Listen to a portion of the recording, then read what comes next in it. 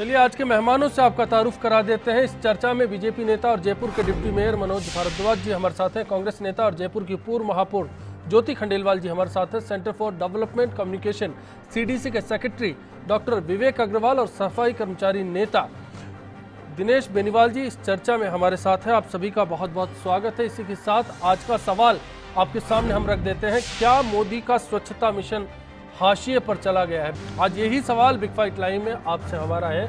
आप अपनी राय हमारे वेबसाइट के साथ साथ फेसबुक के जरिए और ट्विटर पर भी दे सकते हैं। ट्विटर पर आपको #बिग फाइट लाइव टाइप करना होगा। सबसे पहले रुख करेंगे आपका मनोज जी और जानना चाहेंगे कि क्या हालत हो गई है। जो दावे किए जा रहे थे उससे उलट, आप जो वादों को लेकर आए उससे उलट जयपुर की ऐसी बदहाली इतिहास में तो नहीं देखी गई। देखिए, मैं कहना चाहूँगा इसमें कि जो सर्वे में जो जयपुर को स्थान मिला है एक सोचनीय विषय है और निश्चित रूप से मैं इसको स्वीकार भी करता हूँ। मैं आज आवश्यकता है कि पब्लिक में अवेयरनेस बढ़ाने की और काम करने की हमें आवश्यकता है। किंतु इसके साथ में मैं आपको ये कहना चाहूँगा कि ऐसा कुछ नहीं कि हम लोग जो है एक सफाई के मिशन में या एक पब्लिक अवेयरनेस के मिशन में हम लोग काम नहीं कर रहे हैं। हमने यहाँ आने के बाद में, निगम में आने के बाद में हमने कई ऐसे काम शुरू किए हैं, हमें उनके परिणाम आने अभी बाकी है। ठीक है, ये सर्वे की रिपोर्ट है, स्वीकार करते हैं इसको हम, किंतु आगे आने वाले समय में हम कोशिश करेंगे कि निश्चित रूप से हम लोग जो है एक देश में अच्छे। सिर्फ स्वीकार करने वाली बात नहीं है। कानपुर और आगरा को देश के गंदे शहरों में सोचा जाता है, समझा जाता है। बिल्कुल, कानपुर 241वें मुकाम पर है, 145वें स्थान पर आगरा है। तो ये देखिए आप, जयपुर कहीं अड़ता भी नहीं और नीचे चला जाता है। बिल्कुल, मैं कहना, अब मैं आपको इसमें एक चीज़ कहना चाहूँगा कि अभी हमारे बोर्ड को बने हुए 8 महीने के आसपास हुए हैं, किंतु कुछ परिणाम हमको पिछले बोर्ड के भी भुगतने पड़ते हैं। कुछ चीज़ें ऐसी हैं जिनको मैं आज यहाँ, क्योंकि मेरा आपके सामने ये स्वीकार करना ही काफ़ी है कि हमने कुछ चीज़ें ऐसी शुरू की है जिनके परिणाम आने काफ़ी बाकी है अभी। जैसे मैं आपको कहना चाहूँगा इसमें कि ओपन डेफिकेशन, जो ये सर्वे में जो पैरामीटर्स लिए गए थे उस पैरामीटर्स में एक ओपन डेफिकेशन का एक बहुत बड़ा विषय था। इसके लिए हमने काफ़ी कुछ व्यवस्था की हमने कि जैसे आप देखिए कि हमारी जो सेंट्रल गवर्नमेंट है, स्टेट गवर्नमेंट है, उनसे कुछ एड्स मिलना स्टार्ट हुआ है, ताकि हम चाहते हैं कि पूरे देश में कोई ऐसा घर ना बचे जिसमें कि वहाँ शौचालय ना हो, कोई व्यक्ति खुले में शौच में ना जाए। इसके लिए हम लोग प्रयास करते हैं, कोशिश कर रहे हैं इसके अंदर। ठीक है, दूसरा मैं आपको कहना, मैं बात कर लूँगा, वो भी आंकड़े आपको बताएंगे हम। बिल्कुल, मैं लेकिन फिलहाल जयपुर की बात करें, सफाई की बात करें, जिस झाड़ू को लेकर पूरे मिशन को चलाया गया, मैं आपको जयपुर के बारे में, वो मिशन कारगर नहीं है। मैं आपको बिल्कुल ये कहना चाहूँगा कि जैसे हमारे जब से हमने अभियान चालू किया है, लगभग 2500 के आसपास हम लोगों ने फॉर्म आ चुके हमारे पास में कि जहाँ जयपुर शहर में जिनके पास शौचालय नहीं है और जिनको हमको ये एड देनी है, हमको हम लोग कोशिश हैं इस रूप में। मैं कहना चाहूँगा इसमें हमने एक सामुदायिक टॉयलेट्स का हमने किया है। मनोज जी, आप टॉयलेट्स पर इसको क्यों फोकस कर रहे हैं? आप टॉयलेट सिर्फ एक मुद्दा है उस पूरे, अगर बात को देखा जाए, स्वच्छ पीने का पानी भी उसमें एक मसला है, उसमें सॉलिड वेस्ट मैनेजमेंट भी एक मसला है। इसी को बताना चाहता हूँ आपको मैं कि ड्रिंकिंग वाटर का जहाँ तक सवाल है, राजस्थान के परिप्रेक्ष्य में आप देखिए, जयपुर के परिप्रेक्ष्य में आप देखिए, कई सरकारें आई यहाँ पर, किंतु मैं आपको कहना चाहूँगा कि जब हमारी पिछली सरकार थी 2003 से 2008 में, तो हमने ड्रिंकिंग वाटर के रूप में हम लोग बहुत गंभीर रहे और हमने बीसलपुर योजना से पानी रहा, हम जो है जयपुर में पानी लेके आए। हम लोग इस मामले में गंभीर थे। तो हो सकता है ये कंटिन्यूटी किसी कारण से टूट गई हो पिछली सरकार के कारण से। दोबारा हमारी योजना है कि हम लोग, चलिए ज्योति जी, ये जो आरोप है उसके बीच में 2014 के आंकड़ों को लेकर मैं आऊँगा आपके पास में। उस दौरान करीब 800 साढ़े 800 करोड़ का बजट था नगर निगम जयपुर का। उस दरमियान खर्च कितना किया गया? 25 से 30%, 245 करोड़ रुपए विकास और सफाई दोनों में मिलाकर। ऐसे में बिगड़े सूरत हाल के लिए तो आप भी जिम्मेदार रहे होंगे कहीं। देखिए, इसमें तो मैं ये कहना चाहूँगी, जहाँ तक निगम के हालातों की अगर बात करें हम, जयपुर नगर निगम के हालातों की, एक बहुत बड़ा मुद्दा, मैंने तो हमेशा से इस बात को, पिछले जो अभी महापौर हैं वो पिछले बोर्ड के पार्षद भी रहे हैं, कि जब तक हम सफाई के कामों में हो रहे भ्रष्टाचार को अगर हम नहीं रोकेंगे तो हम केवल जनता पर ये आरोप लगा दें कि आप में अवेयरनेस नहीं है इसलिए हम शहर साफ नहीं कर पा रहे, ये बिल्कुल बेईमानी बात होगी, सीधे तौर पे बेईमानी बात होगी। आप अपने यहाँ पर खुद स्वीकार कर सकते हैं कि 4000 अस्थायी कर्मचारी लगाते हैं, उसमें से 2000 भी काम नहीं करते, उनको ESI PF की सुविधा नहीं मिलती, उनका जो हक है, उनको जो पूरी पेमेंट होना चाहिए वो नहीं होता। और आश्चर्य इस बात को लेकर के होता है कि आज का बोर्ड उस सफाई कंपनी कंपनी के भ्रष्टाचार को उजागर करने वाले अधिकारी पर तो कार्रवाई करता है, जो उसको रोक रहा है उस पर तो कार्रवाई करता है, लेकिन उस पर पेमेंट करने का दबाव बनाता है। ये एक, इसके साथ मैं एक बात जोड़ना चाहूंगी। अभी बहुत आसानी से मनोज जी ने सिर्फ एक ही बात को बार बार दोहराया, पिछली सरकार, कब तक आप कांग्रेस को दोषारोपण करते रहोगे? आप ये सब स्थितियां जान करके यहाँ पर आए थे और अपनी जिम्मेदारी को जब तक आप स्वीकार नहीं करोगे आप सुधार ही नहीं कर सकते। मुझे तो आश्चर्य होता है कि प्रधानमंत्री नरेंद्र मोदी जी के आह्वान पर सफाई मिशन को शुरू किया गया। जयपुर जैसा शहर जो कि बीजेपी शासित प्रदेश है, जहां के सारे विधायक बीजेपी के हैं, सांसद बीजेपी के हैं, बोर्ड बीजेपी का है, मेयर बीजेपी का है, और वो 10 महीने बाद यहां आकर के बहाना बना रहे हैं कि हमने तो पिछले हमको 8 महीने ही हुए हैं, 10 महीने ही हुए हैं, हमने ये किया है। अगर उस जगह पर अगर आप काम नहीं करवा पा रहे, उन्होंने एक बात और कही कि जो आप करके गए हैं उसका नतीजा है, उसको सुधारने में वक्त लगेगा। वो तो मुझे बहुत अच्छा लगा, इन्होंने खुद ने ही स्वीकार कर लिया कि केवल इसी बोर्ड ने नहीं, पिछले बोर्ड ने भी बहुत सारे जो है हमको गलत, उन्होंने भी कुछ काम नहीं किया। तो पिछला बोर्ड भी बीजेपी का ही था, कोई बोर्ड सफाई समिति का चेयरमैन कोई कांग्रेस का तो था नहीं। मनोज जी पूरी बात आपको सुनिए, पिछले बोर्ड में सफाई समिति का चेयरमैन भी बीजेपी का था, और आज सफाई समिति के चेयरमैन क्या कर रहे हैं ये इन्हीं के पार्षदों से सुन लीजिए। वही बोलते हैं उनको सिर्फ गाड़ी चाहिए, उनको सिर्फ सुविधाएं चाहिए, वो हमारी कोई बात नहीं सुन रहे, हमारी कोई बात को अधिकारियों से मनवा नहीं पा रहे हैं, हमारा कोई काम नहीं कर रहा। पर ये इन्हीं के पार्षद,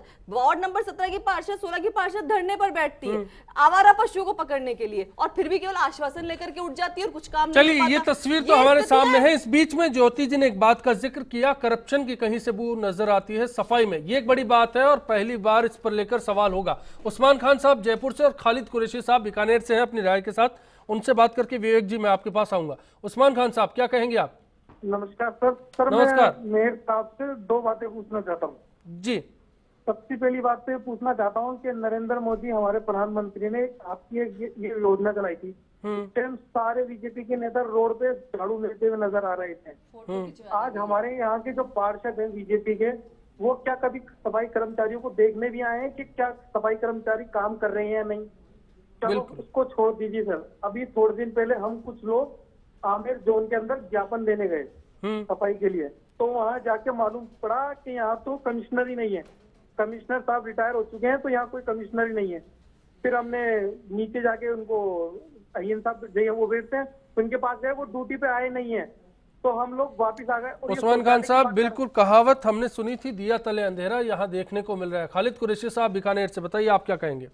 सर नमस्कार। नमस्कार सर, कांग्रेस द्वारा जो व्यवस्था को बिगाड़ी हुई छोड़कर गई थी कांग्रेस पार्टी, उसको सुधारने में टाइम तो लगेगा। मैं कांग्रेस के टाइम पे कम से कम 10 बार महापौर को ज्ञापन देने गया हूँ। खालिद कुरैशी साहब बीकानेर की क्या स्थिति है सफाई को लेकर? आपकी गलियां साफ है? अभी टाइम लगेगा, सुधार होगा। हमें पूरी उम्मीद है कि पार्टी के नेता जो कर्मचारी हैं वो अपना काम करेंगे, ईमानदारी से करेंगे। चलिए बहुत बहुत शुक्रिया आप इस चर्चा में शामिल हुए। विवेक अग्रवाल साहब 2011 में जाते हैं, एक कंपनी आती है A2Z, और डोर टू डोर कलेक्शन का जो आपका कॉन्सेप्ट था उसको जयपुर में अप्लाई किया जाता है, और इस 4-5 महीने बाद इस बात के जरिए A2Z खारिज हो जाती है कि ठेकेदार नहीं मिले, कर्मचारी पर्याप्त नहीं मिले, इसलिए जयपुर में ये कचरा कलेक्शन नहीं हो सकता। गार्बेज कलेक्शन को लेकर फिर अभी मौजूदा सरकार में अप्रैल में एक दौर शुरू हुआ, डोर टू डोर कलेक्शन की बात हुई, करीब 5000 स्थायी और 6000 अस्थायी कर्मचारी भी लगा दिए गए, लेकिन उसके बाद भी नतीजा अगर सिफर है तो फिर इस बार किसको दोष देंगे? आपने बहुत बढ़िया बात कही कि पहले क्या हुआ और उसके कारण आज क्या हो रहा है। पूरे अगर परिप्रेक्ष्य में देखते हैं, सिर्फ A2Z की बात नहीं करते, उससे पहले की भी थोड़ी सी बात करते हैं। जयपुर वो धरा है जहाँ पे कि सफाई के क्षेत्र में, सॉलिड वेस्ट के क्षेत्र में पूरे देश के अंदर पहल हुई। सबसे पहले अगर ट्रांसपोर्टेशन का प्राइवेटाइजेशन हुआ तो जयपुर में हुआ। सबसे पहले अगर झाड़ू सफाई का प्राइवेटाइजेशन हुआ तो जयपुर में हुआ। Door to door garbage collection का कॉन्सेप्ट जो 1994 में चालू हुआ वो जयपुर से चालू हुआ। लेकिन उसके बाद क्या है कि जयपुर में वो सब चीज़ें टिक नहीं पाती है। यहाँ पे इन्वेंशन होते हैं, यहाँ पे इनोवेशन होते हैं, लेकिन यहीं पे ख़त्म हो जाते हैं। कितनी कंपनी आई, देवसंस से लेके CDC से लेके KK ग्लोबल, एक्मे, A2Z, ये पूरी श्रृंखला है जी। क्या दोष इन सभी में है या दोष व्यवस्था में है? बिल्कुल ये सबसे सवाल ये। दूसरी चीज जो बहुत महत्वपूर्ण है अभी तक भी जयपुर नगर निगम में, चाहे वो ज्योति जी का कार्यकाल रहा हो, चाहे मनोज जी का कार्यकाल रहा हो, या इससे पहले का कार्यकाल रहा हो, मैं राजनीतिक व्यक्ति नहीं हूँ, लेकिन कोई भी अभी तक सॉलिड वेस्ट मैनेजमेंट नहीं समझ रहा। ज़्यादा से ज़्यादा अगर कोई समझ रहा है तो वो सैनिटेशन को समझ रहा है, यानी displacement of garbage from one place to another place. बिल्कुल। जबकि जयपुर वो जगह है जहाँ पे स्टेट ऑफ आर्ट प्लांट है आरडीएफ का, जयपुर वो जगह है जहाँ पे state of art compost plant है, लेकिन वहाँ पे आज भी कूड़ा नहीं पहुँच पाता है। बिल्कुल। तो ये व्यवस्था का दोष है। और जहाँ तक आप अस्थायी कर्मचारियों की बात कर रहे हैं, ज्योति जी आपने तो खुद स्वीकार किया था कि पीएफआई ईएसआई आप अभी बात कर रहे थे, मैं आपको, क्योंकि मैं राजनीतिक नहीं हूँ, लेकिन ये बात निश्चित रूप से आपका मेरे पास रिकॉर्डेड स्टेटमेंट है कि जो ये प्रहरी की आज बात हो रही है, उस प्रहरी को तो नगर निगम के पते पे ही आदेश दिए जाते थे। ये आरटीआई के अंदर हम लोगों ने इकट्ठा भी किया, आपके सामने रखा कि वो पीएफईएसआई नहीं दे रहा है, लेकिन आपने कहा कि इससे लागत बढ़ जाएगी, इसलिए हम पीएफईएसआई, आपका रिकॉर्डेड स्टेटमेंट है। इट इज मैंने कभी नहीं कहा, मैंने कि ईएसआई पीएफआई लगा, आई कैन शेयर, आप बिल्कुल डेफिनेटली कहिएगा, गलत आरोप नहीं, और क्योंकि मैं गलत प्रहरी आरोप का आपके कार्यकाल में तो कृत्य जयपुर मतलब केयर ऑफ जयपुर नगर निगम करके ही ऑर्डर उसको हो जाते थे, उसके कोई। चलिए मैं कुछ और तथ्य विवेक अग्रवाल साहब आपके पास आऊंगा, उन तथ्यों को लेकर। सफाई कर्मचारी संघ से नेता दिनेश बेनीवाल जी हमारे साथ में हैं। दिनेश जी, सच में स्थिति क्या है, कितने कर्मचारी हैं, कितने काम करते हैं और मुश्किलात क्या है? अभी स्थायी तौर पर कर्मचारी 4000 कर्मचारी हैं, और जो वीट के कर्मचारी हैं वो 2500-3000 हजार कर्मचारी। जयपुर के पहले 8000 कर्मचारी थे, जयपुर का क्षेत्रफल कम था, अब क्षेत्रफल बढ़ गया, 50 लाख की आबादी होगी, उस तरह से कर्मचारी नहीं है। मोहम्मद लाल जी महापौर के टाइम हमने हेरिटेज जयपुर को इनाम दिलवाया, इन्हीं कर्मचारी 8000 कर्मचारी थे, तो कर्मचारी तो अपना काम कर रहे हैं। स्थायी कर्मचारी अपना काम करते हैं, बीट के कर्मचारी पे कोई पाबंदी नहीं है। बीट के कर्मचारी है कि ना तो उसकी ईएसआई, ना कोई पीएफ, ना कोई ऐसा कोई उस पर पाबंदी और ना मॉनिटरिंग, क्योंकि वो उस पर स्थायी तौर पर जब उस पर मॉनिटरिंग होगी, उस पर भी एक लगाम कसी जाएगी कर्मचारी पे, तभी कर्मचारी काम करेगा। अब 166 रुपए में आदमी कर्मचारी क्या काम करेगा? चलिए, एक दोष तो समझ में आ रहा है, फिलहाल सिस्टम का दोष समझ में आ रहा है। दिनेश जी, मैं लौटूंगा आपके पास में, 2 कॉलर्स हैं, उनके साथ ब्रेक पर जाएंगे। सुशील शर्मा जी हैं, पार्षद हैं जयपुर से, और राजेंद्र जैन जी हैं अजमेर से हमारे साथ। सुशील जी, क्या कहेंगे आप? हाँ, नमस्कार अश्विनी जी। जी अश्विनी जी, मैं एक तो आपको ये कह रहा था कि आपने ये मनोज भारद्वाज को बुलाया, इसकी जगह निर्मल लाटा को बुलाते ज्यादा बेटर रहता। निर्मल लाटा साहब और ये मनोज जी दोनों प्रतिनिधि हैं, दोनों प्रतिनिधि है। देखिए, महापौर के और उप महापौर की। मैं आपसे ये कह रहा हूँ कि मनोज जी को ये पूछो कि कब तक कांग्रेस को कोसते रहेंगे। आज 9 महीने हो गए। हाँ, मुद्दे की बात कीजिए। 166 रुपए में कर्मचारी काम कैसे करेगा, इनको ये पूछो तो सही। 166 रुपए महीने, मैं तो खुद भोग रहा हूँ इस पीड़ा को। ये कह रहे कर्मचारी नहीं होते, कर्मचारी नहीं होते। सुशील जी, लेकिन जहाँ तक मुझे जानकारी है, जयपुर नगर निगम का 400 करोड़ रुपए का सफाई का बजट है। सिर्फ सत्यानाश उस बजट का। मैं बताऊं, हमारे ये सीओ आए, ये तो काम करना ही नहीं चाहता। पहले बार सीओ ने कुछ किया नहीं, जयपुर का सत्यानाश कर दिया, इसीलिए 270 नंबर। चलिए मनोज जी, मैं सुशील जी की जो बातें हैं उनको लेके आपके पास में लौटूंगा। जी सुशील जी, और कुछ कहेंगे आप? मैं ये कह रहा हूँ कि इनको समझाओ कि अभी आपके पास वक्त है, आप सुधरो, वरना आपको आगे ज्यादा दुख पाना पड़ेगा। चलिए, शुक्रिया आपका सुशील जी, बहुत बहुत। राजेंद्र जैन साहब, आप क्या कहेंगे अजमेर से? आपका शहर भी गंदगी में शुमार है।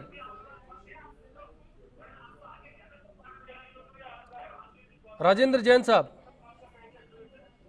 मैं अजमेर से राजेंद्र चौड़िया बोल रहा हूँ साहब, सबको नमस्कार। हाँ सर, बताएं क्या कहेंगे आप? मैं ये कहना चाहता हूँ कि मैं भी अजमेर नगर निगम से संबंधित था, और इसके मामले में मुझे भी मालूम है कि वास्तव में सफाई कर्मचारी की समस्याएं हैं।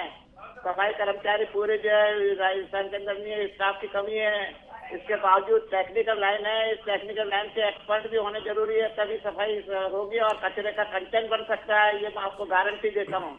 चलिए, शुक्रिया आपका बहुत बहुत, आपकी इस राय के लिए। फिलहाल एक ब्रेक, आप देखते रहिए बिग फाइट लाइव जारी।